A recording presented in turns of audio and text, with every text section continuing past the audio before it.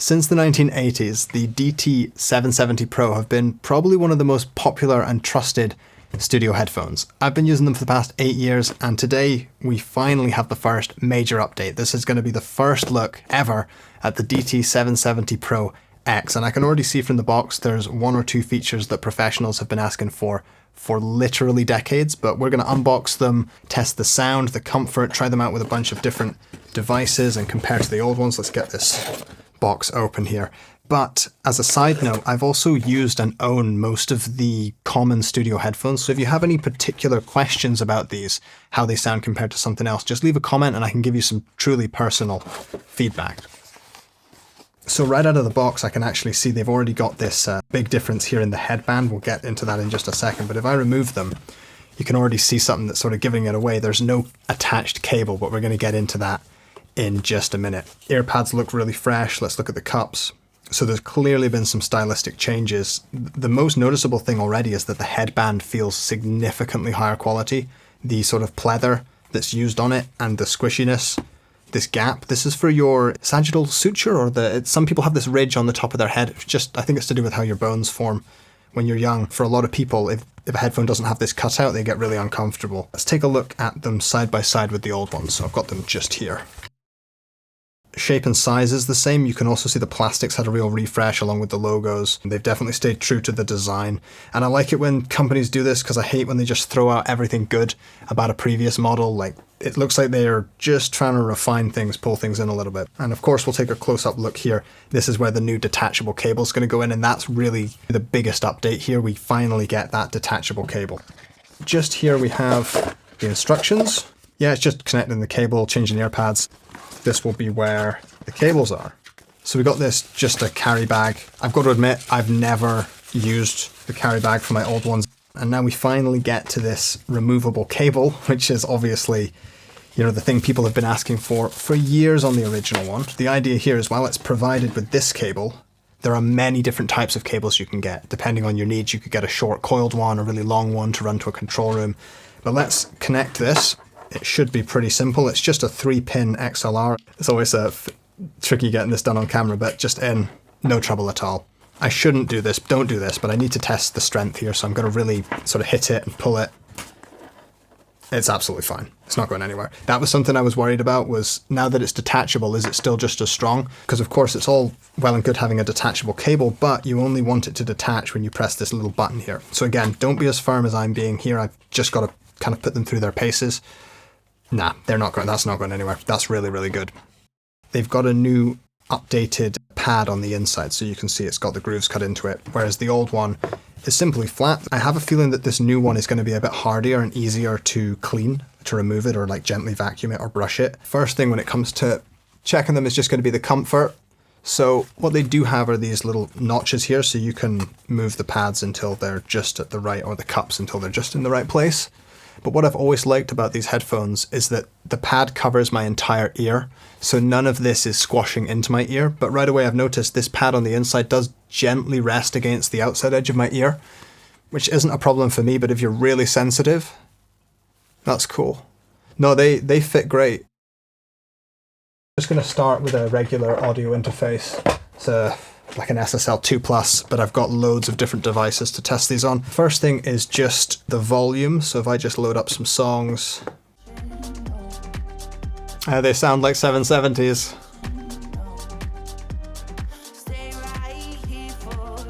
They're really loud though. That's a good thing. If I take these down.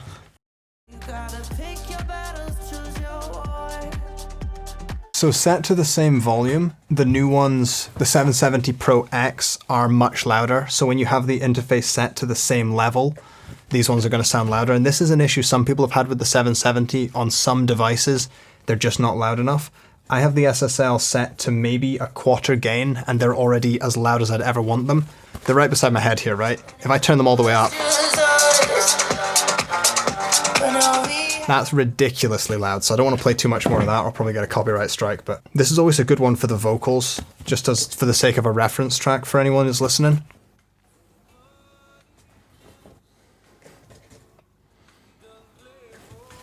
I'm going to get them at the same volume. They definitely, They really sound true to the original sound. It does sound like on the new ones, instead of that big 8K boost that's very, known with Beyerdynamic, it sounds like that boost is a little bit lower. So you definitely hear from about 2K up to maybe 6 or 7K, there's definitely that nice treble lift that makes everything very detailed, makes it easy to hear clicks and pops when you're recording, but it sounds like it doesn't extend quite as high and quite as fizzy as the original. But really, they sound like almost the same headphone, which is amazing, because if you put on any other pair of headphones, they're going to sound radically different. I could easily go from this to this and just enjoy the improvements without worrying about having to relearn a whole new pair of headphones. But I want to listen to some stuff for the bass specifically, because I'm already liking this bass, but I want to try and figure out what I like about it.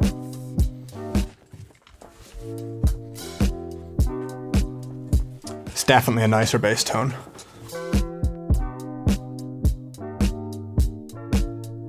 So I've been listening now for about 20 minutes or so. There's definitely an improvement in the bass. So if you were mixing the sub, the low end of the kick and the sub, wouldn't feel like quite as much guesswork. I feel that you get a little bit more shape and definition with these. But let's check them with a few different audio interfaces, because I've got a 4th gen Scarlett, very common audio interface. I can turn this up to about 1/3 before it's far too loud, so you're not going to struggle to get enough gain out of them. Universal Audio Volt, and I know that a lot of these interfaces just use the same chips anyway, so there really shouldn't be much difference, but I want to be diligent with this. This is even louder. Maybe 1/4 or 1/3 of the volume and it's already super loud, so no trouble there. If I take off the adapter here, and trust me, once you get about 10 years into this, you'll have about 50 of these in your studio. I'm just going to plug that into the laptop, just MacBook Pro. Yeah, already, so volume's up halfway on the MacBook, and these are loud enough to produce with. The point of this test is not to say let's listen to music really, really loud, but I know an issue people have had with the previous generation was on their device it wasn't loud enough, and I just can't imagine this being a problem.